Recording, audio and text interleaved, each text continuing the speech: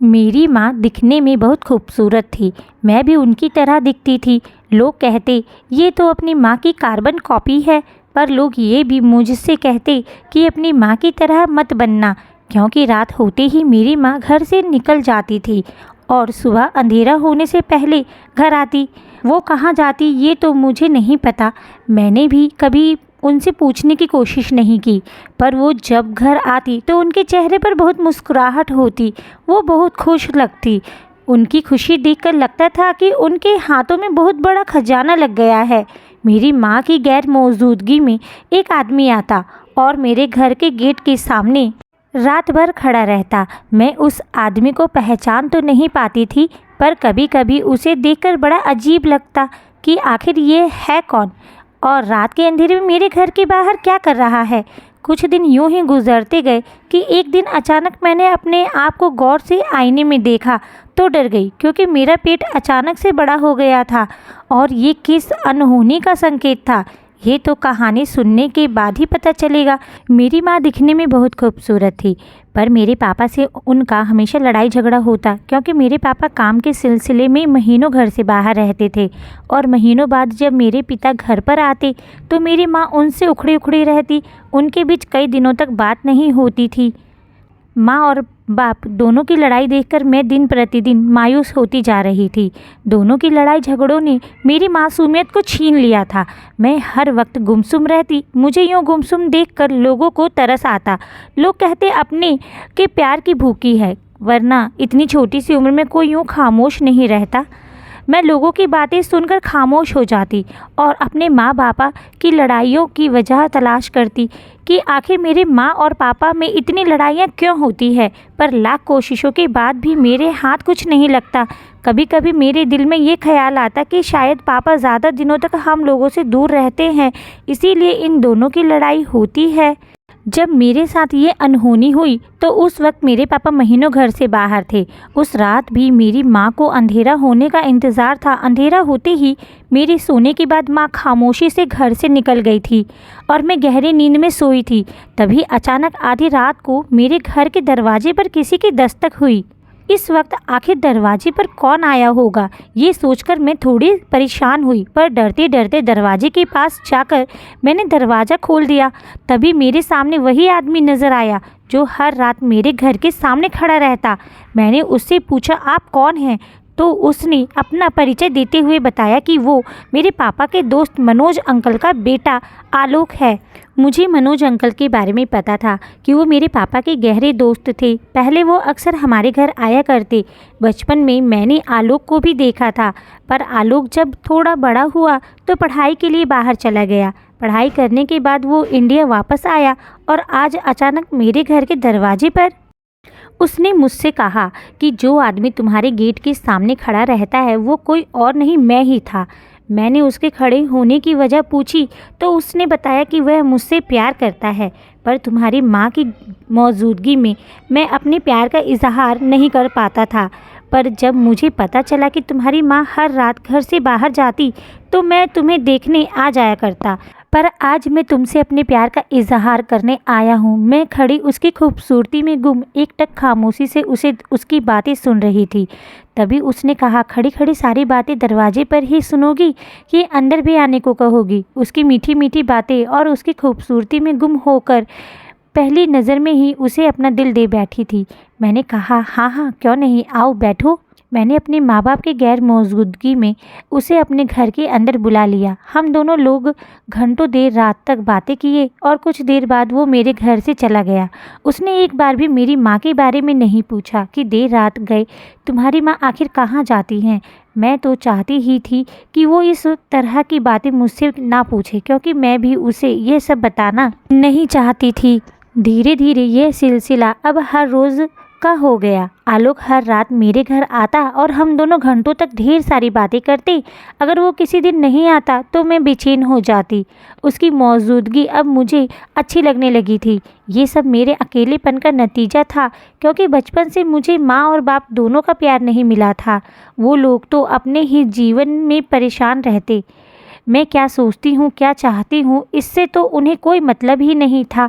मैं बचपन से लेकर आज तक अपने आप को अकेला महसूस करती आ रही थी, पर अब आलोक का साथ मिला तो मेरी दुनिया यूं बदल सी गई थी। बल्कि यूं कहे कि मुझे आलोक से प्यार हो गया था। एक रात की बात है, मैं और आलोक एक दूसरे से बातें कर रहे थे। तभी अचानक किचन से कुछ गिरने की आवाज़ आई। मैं डर गई। मुझे यूं डरता हुआ देख आलोक ने मुझे अपनी बाहों में जकड़ लिया। फिर क्या था, उसके बाहों का सहारा मिलते ही मैंने अपने आप को उसे सौंप दिया। अब मुझे अपने माँ बाप के झगड़ों की परवाह नहीं रहती। वो अब झगड़ते तो मैं उन्हें रोकती टोकती नहीं, बल्कि उनके हाल पर छोड़ देती और रात होने का बेसब्री से इंतज़ार करती। हम दोनों को इस तरह साथ रहते काफ़ी वक्त गुजर गए थे। एक रात वो मेरे घर नहीं आया तो मैं बेचैन हो गई। मैंने कई बार उसको फ़ोन भी किया, पर उसने फ़ोन नहीं उठाया। उसके अगले ही दिन मेरे पापा घर पर आ गए। मैं अक्सर अपने पापा को देखकर खुश हो जाया करती थी, पर आज मैं उन्हें देखकर खुश नहीं थी, क्योंकि मुझे पता था कि इनकी मौजूदगी में मैं आलोक से मिल नहीं पाऊंगी। और अपने पापा के जाने का बेसब्री से इंतज़ार करने लगी कि कब पापा घर से जाए और मैं आलोक से मिल सकूं। लगभग एक हफ्ते रहने के बाद मेरे पापा घर से चले गए थे। इस बार अपने पापा के जाते ही मैं बहुत खुश हुई और मेरी माँ के लिए तो जैसे बाहर आ गई थी। हम दोनों ही अपनी बर्बादी से बेखबर अपनी दुनिया में खुश और मगन थे। मेरे पिता के जाने के बाद रात होते ही मेरी माँ घर से निकल चुकी थी और मैं अपने महबूब का इंतज़ार करने लगी। पर मेरा ये इंतज़ार ही रह गया। वो मुझसे मिलने नहीं आया। अपने बेचैन दिल को संभालते हुए मैंने उसे फ़ोन भी किया, लेकिन हर बार की तरह इस बार भी उसने फ़ोन नहीं उठाया। मैं बहुत परेशान हो गई थी। उसकी यादों में मैंने खाना पीना तक छोड़ दिया था। मुझे बस उसकी याद सता रही थी। धीरे धीरे करके मैं बहुत कमज़ोर होती जा रही थी। मुझे देखकर लगता था कि मैं बरसों की बीमार हूँ। एक रात अचानक मेरे पेट में बहुत तेज़ दर्द होने लगा। मुझे उल्टियाँ तक आने लगी। मैंने किसी तरह अपने आप को संभाला। कुछ दिन बाद मेरे साथ कुछ अजीब सा होने लगा, कुछ ऐसा जिसकी मुझे खबर नहीं थी। एक दिन खुद को आईने में देखा तो हैरान थी। मेरा पेट बहुत बड़ा लग रहा था। मुझे लगा कि शायद मेरे पेट में कोई बीमारी हो गई है, लेकिन दिन प्रतिदिन मेरा पेट बढ़ने लगा। मुझे समझ में नहीं आ रहा था कि मेरे साथ ये सब क्या हो रहा है। मेरी माँ, जो अब तक अपनी ज़िंदगी में मग्न थी, एक दिन अचानक उनका ध्यान मेरी तरफ गया। मुझे देखते ही वो तुरंत मेरे पास आई और मुझे ऊपर से नीचे तक देखते हुए पूछी, ये क्या है? तुम्हारा पेट दिन प्रतिदिन बढ़ता क्यों जा रहा है? अपनी माँ की बात सुनकर मैं डर गई। मैंने कहा, पता नहीं। माँ ने गुस्से में कहा, बताओ ये सब कैसे हुआ और कौन है वो शख्स जिसके साथ तुम्हारा सिलसिला शुरू है? उस दिन पहली बार मेरी माँ ने मुझसे सख्ती से पूछा था। उनका गुस्सा देखकर मैं घबरा गई और उन्हें सब कुछ बता दिया कि मैं मनोज अंकल के बेटे आलोक से प्यार करती हूँ और वो भी मुझसे बहुत प्यार करता है, मुझे अपनाना चाहता है। मेरी बात सुनकर मेरी माँ बहुत देर तक खामोश रही और फिर अपना सर थाम कर रोने लगी। रोते हुए उन्होंने कहा, जिसे तुम मोहब्बत का नाम दे रही हो, दरअसल वो मोहब्बत नहीं, धोखा है। उस लड़के ने तुम्हारा इस्तेमाल कर कहीं चला गया और तुम इसे मोहब्बत का नाम दे रही हो। मुझे अपनी माँ के मुंह से ये सब सुनकर समझ में नहीं आ रहा था कि आखिर मेरी माँ ऐसा क्यों बोल रही है। वो मेरे प्यार को झूठा क्यों बोल रही है। पर मैं इस बात से पूरी तरह बेखबर थी कि जो इंसान मुझसे ज़िंदगी भर साथ निभाने के कस्में वादे कर रहा था, दरअसल उसकी मोहब्बत सिर्फ ढोंग थी। एक धोखा था, फरेब था या फिर बदला था। मेरी माँ जो हर रात घर से बाहर रहती, वो मेरे पापा के दोस्त मनोज अंकल से मिलने जाती थी। मेरी माँ और मनोज अंकल का पिछले 2 सालों से अफेयर चल रहा था। मेरी माँ की वजह से एक सीधी सादी औरत घर तबाह हो चुका था, यानी कि आलोक की माँ। मेरे पिता को जब मेरी माँ के बारे में पता चला तो वो पूरी तरह टूट चुके थे। ये सब जानकर उन्हें बहुत बड़ा धक्का लगा था। इतनी बड़ी हकीकत जानने के बाद भी वो मेरी माँ को सिर्फ मेरी वजह से बर्दाश्त कर रहे थे।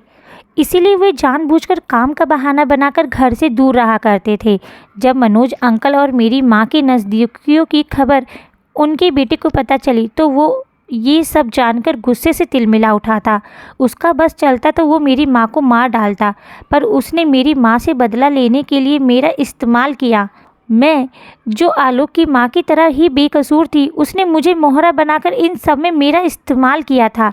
वो इतने दिनों तक मेरे साथ खेलने के बाद मेरी ज़िंदगी से ऐसे निकल गया कि दोबारा मुझे उसकी शक्ल तक नज़र नहीं आई। मेरी माँ ने जब मुझे ये सारा हकीकत बताया, ये सब जानने के बाद मेरे सर पर आसमान गिर पड़ा।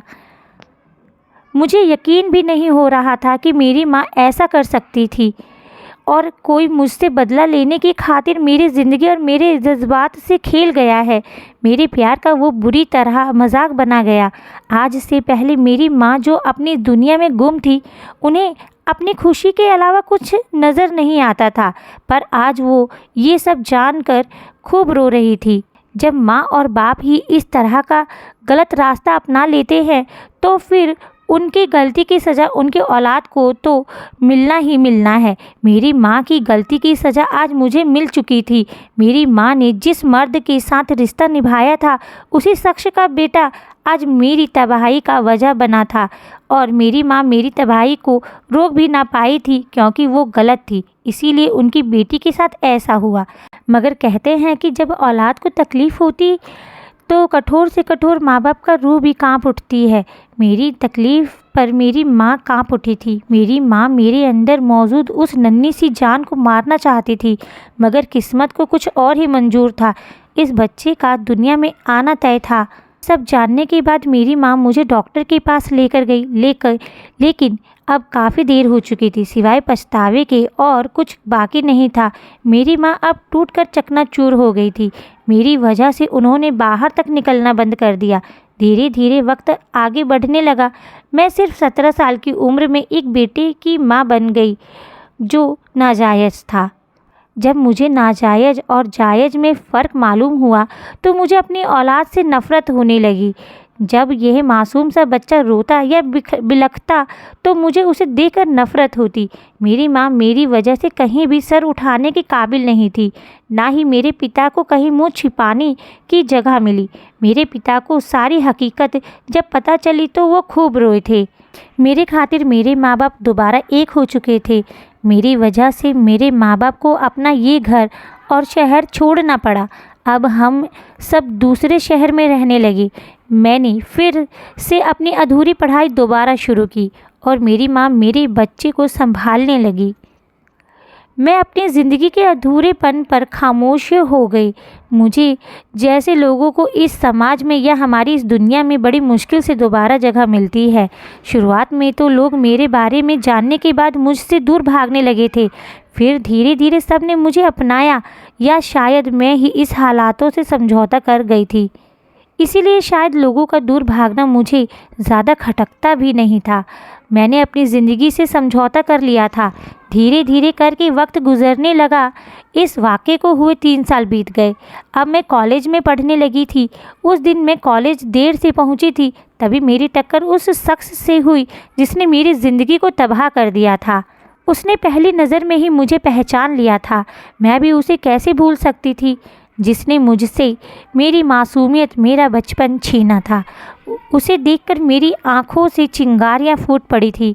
मैं उससे कुछ भी कहे बगैर वहां से निकल पड़ी, मगर वो मुझसे बात करना चाहता था और उसने मुझे कई आवाज़ें दी, मगर मैं उसे नज़रअंदाज करते हुए आगे बढ़ गई। फिर भी उसने मेरा पीछा नहीं छोड़ा। एक दिन तो उसने मेरा रास्ता ही रोक लिया। फिर मैंने नफ़रत भरे लहजे में उससे पूछा कि वो ऐसा क्यों कर रहा है। अब तो मेरी ज़िंदगी तबाह हो चुकी है। अब वो मुझसे क्या चाहता है। मेरे इस बात पर वो मुझसे माफ़ी मांगता हुआ कहने लगा कि अब वो मुझे अपनाना चाहता है। मुझे धोखे देने के बाद शायद उसे एहसास हो गया था कि वो क्या कर बैठा है। उसने मेरे सामने घुटनों के बल बैठकर कहा, मुझसे बहुत बड़ी गलती हो गई है, मुझे माफ़ कर दो और मैं उस गलती का प्रायश्चित करता हूँ और तुमसे शादी करना चाहता हूँ। अब मुझे उसकी बातों में कोई दिलचस्पी नहीं थी। मैं उसे नज़रअंदाज करती चली गई। घर आने के बाद मैंने देखा वो और उसके घर वाले मेरे घर आए हुए थे। आलोक और उसके घर वाले मुझे अपनाना चाहते थे और अपने पोते को बाप का नाम देना चाहते थे। ये सब सुनने के बाद मैं गुस्से में बिना कुछ बोले कमरे में चली गई। फिर कुछ देर गुजरने के बाद मेरी माँ मेरे पास आई और मुझे ये सिफारिश करने लगी कि मैं आलोक को माफ़ कर दूं, अपने लिए ना सही पर अपने बच्चे के लिए। मैं अपनी माँ की बात सुनकर ज़मीन को घूरते रह गई थी। फिर मेरे पापा भी मुझे समझाने आए। मैंने उन्हें बहुत दुख दिया था, अब मैं उन्हें दुखी नहीं देखना चाहती थी। मुझ में उनकी बात को टालने की हिम्मत नहीं थी, इसीलिए मैंने उस शख्स को दोबारा अपनी ज़िंदगी में जगह दे दिया। आलोक के साथ शादी होने के बाद मैं अपनी सुहाग की सेज पर बैठी हुई थी और मेरे पास मेरा 3 साल का बेटा भी था, जिसे आज मैंने पहली बार बड़े प्यार से अपनी बाहों में उठाकर सीने से लगा लिया था। मेरी ममता भरी आगोश में वह सोने की ही वाला था कि दरवाजे पर दस्तक हुई और उसकी आंखें खुल गई। अपने बाप को देखकर वो खिलखिलाकर हंस पड़ा। तभी उसके पिता ने उसे अपने सीने से लगा लिया। कभी कभी माँ बाप को अपनी औलाद के खातिर बड़ी से बड़ी कुर्बानी देनी पड़ती है। मेरी ये कुर्बानी मेरे बेटे की ज़िंदगी में खुशियाँ लेकर आई थी। मैंने भी अपनी ज़िंदगी से उन बुरे दिनों को दूर फेंक दिया था और समाज में सर उठाकर अपनी ज़िंदगी जीने लगी थी। आपकी क्या राय है इस कहानी के बारे में कमेंट में ज़रूर बताइएगा। वीडियो को लाइक करिएगा, चैनल को सब्सक्राइब करिएगा। कहानी सुनने के लिए धन्यवाद।